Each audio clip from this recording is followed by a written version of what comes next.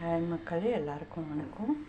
நான் என்ன செய்யலான்னு செஞ்சுருக்கேன்னா, இந்த தட்டு சேமியா கிடச்சிதுன்னா உங்களுக்கு இது சரி வெறுமனே சாப்பிட்றது, நம்ம வழக்கமாக குழம்பு அது மாதிரி வச்சு சாப்பிட்டு பழகிருப்போம். வித்தியாசமாக இந்த மாதிரி பாருங்கள்.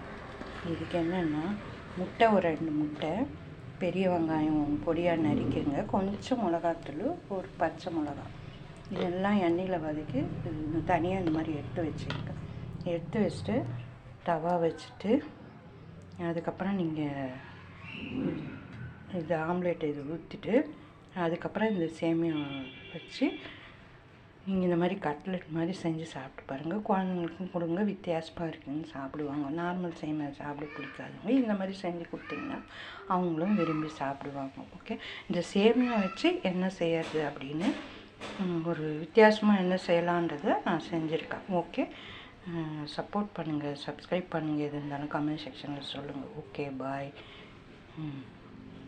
உங்களோட ஒவ்வொருத்தரோட சப்போர்ட் ரொம்ப ரொம்ப முக்கியம். ஓகே, பாய்.